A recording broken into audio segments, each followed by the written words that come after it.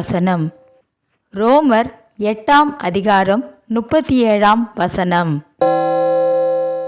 ஆனாலும் இவைகளிலெல்லாம் நாம் அதிகமாய் ஜெயிக்கிறவர்களாயிருக்கிறோம் நம்மை சிநேகித்தவரினாலே. பிரியமானவர்களே, நீங்கள் ஒவ்வொரு நாளும் பேசுகிறீங்களா? பேசுகிறதா? என்ன சொல்கிறீங்க அப்படின்னு கேட்குறீங்களா? நீங்கள் பேசுகிற வார்த்தைகளை இயேசு பரிசுத்த ஸ்தலத்திலிருந்து கேட்டுக்கொண்டிருக்கிறார்.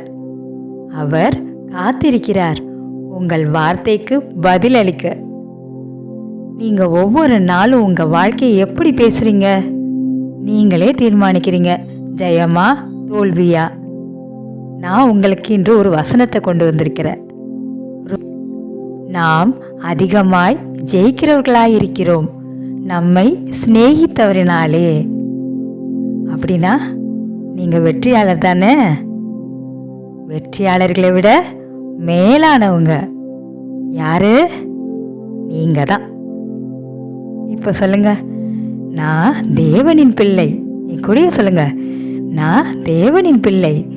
நான் வெற்றியாளன் அல்ல, வெற்றியாளர்களை விட மேலானவன். என்னோட வாழ்க்கையில் ஆண்டவர் ஜெயம் கொடுக்கிறவர். உங்களுடைய வார்த்தை அதிகாரம் வாய்ந்தது. நீங்க பேசுறதால் தான் மாற்றம் வரப்போகுது. நீங்க பேசுறீங்களா? நம்பிக்கையை பேசுங்க, வசனத்தை ஒப்புக்கொள்ளுங்கள். உங்களோட வாழ்க்கையை நடத்த உங்கள் வாயை தேவன் பயன்படுத்த போகிறார். இப்ப சொல்லுங்க, வெற்றி என்னுடையது. சத்தமா சொல்லுங்க, வெற்றி என்னுடையது. நான் தேவனின் பிரியமானவள். நான் தேவனின் பிரியமானவள். நான் இயேசு நேசிக்கும் சீடன். நான் இயேசு நேசிக்கும் சீடன். நீங்கள் அவருடைய முத்திரை மோதிரம், கையில் அணியப்படும் பெருமை. நீங்கள் கர்த்தரால் நட்ட மரம். அவர் மகிமையை காட்ட உங்கள் வாழ்க்கை உள்ளது. வளமும் செல்வமும் உங்கள் வீட்டில் இருக்கிறது. சாந்தியும் சமாதானமும் உங்கள் வீட்டில் நிறைந்திருக்கிறது. உங்கள் வீட்டில் பொக்கிஷங்கள் இருக்கின்றன. இயேசு ஏழையாக ஆனார். நீங்களும் நானும் செல்வந்தன் ஆனோம். உங்க பொருளாதாரத்தை நோக்கி சொல்லுங்க, நான் ஒரு செல்வந்தன். நான் ஒரு வளமிக்கவனாக வளர்ந்து கொண்டிருக்கிறேன். நாளுக்கு நாள் நான் செல்வத்திலும் ஜெயத்திலும் வளர்கிறேன். ஈசாக்கை போல நான் நாளுக்கு நாள் செல்வத்தில் அதிகமாகிறேன். இப்ப உங்க உடலை நோக்கி சொல்லுங்க. உடல் எங்க வலிக்குதோ அங்க பேசுங்க. உங்களால முடிஞ்சா உங்க கைகளால தொடுங்க. உடலே, நான் உனக்கு கட்டளையிடுகிறேன். நீ தேவனுடைய வார்த்தைக்கு கீழ்ப்படியணும். நீ சுகமடைவ. என் உடல் பரிசுத்தமானவருடைய ஆலயமாக இருக்கிறது. நான் நோயில் அல்ல, நலத்தில் வாழ்கிறேன். நான் நோயை கட்டளையிட்டு வெளியே அனுப்புகிறேன். இப்போ உங்க அடையாளத்தை பத்தி பேசுங்க. நீங்க யாரு? நான் ஆபிரகாமின் சந்ததி. நான் அழகானவள். நான் காந்த சக்தியுடையவள். நான் கிருபை பெறுகிறவள்.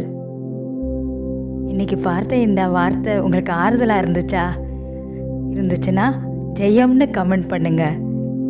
பிடிச்சிருந்தா இந்த வீடியோவை சப்போர்ட் பண்ணுங்க, ஷேர் பண்ணுங்க. பிரியமானவர்களே, நம்மை நேசித்தவரால் நாம் வெற்றியாளர்களை விட மேலானவர்கள். ஒவ்வொரு நாளும் வாழும் வாழ்க்கை ஜெயமாக இருக்க போகிறது. அல்லேலூயா. வாருங்கள், நமக்கு ஜெயம் கொடுத்த அந்த அன்பு தேவனிடம் நாம் ஜெபிப்போம். ஜெபம். பரலோக பிதாவே, இந்நாளில் நான் முழு மனதோடு ஒத்துக்கொள்கிறேன். நீங்கள் என்னை நேசிக்கிறீர்கள். உங்கள் அன்பு என் வாழ்வில் ஜெயம் கொண்டு வந்துவிட்டது. இயேசுவே, நீங்கள் எனக்காக ஜெயம் அடைந்தீர்கள். உங்கள் ஜெயத்தை என் வாழ்க்கையில் வாழ அனுமதிக்கிறேன். என் வார்த்தைகள் ஜெயமாக இருக்கட்டும். என் எண்ணங்கள் ஜெயமாக இருக்கட்டும். என் செயல்கள் ஜெயமாக இருக்கட்டும். நான் என் வாழ்வின் மீது விசுவாச வார்த்தைகளை ஒப்புக்கொள்கிறேன். நீங்கள் சொன்ன வார்த்தைகளைப் போல நான் சொல்லுகிறேன். நான் தேவனின் பிள்ளை. நான் ஆபிரகாமின் சந்ததி, ஆசீர்வாதத்தின் வாரிசு. என் வீட்டில் அமைதி இருக்கட்டும். என் உடலில் நலம் இருக்கட்டும். என் பணத்தில் வளம் இருக்கட்டும். என் குடும்பத்தில் ஜெயம் இருக்கட்டும்.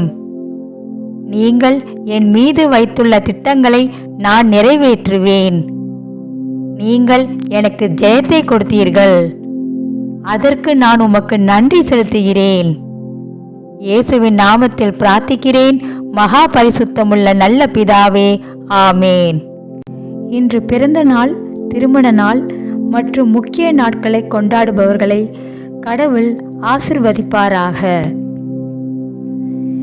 தேர்வு எழுதும் நபர்கள், மருத்துவ அறிக்கைகள் மற்றும் தேர்வு முடிவுகளுக்காக காத்திருக்கும் நபர்கள், நிதி மற்றும் பிற பிரச்சனைகள் உள்ளவர்கள் பயப்பட வேண்டாம்.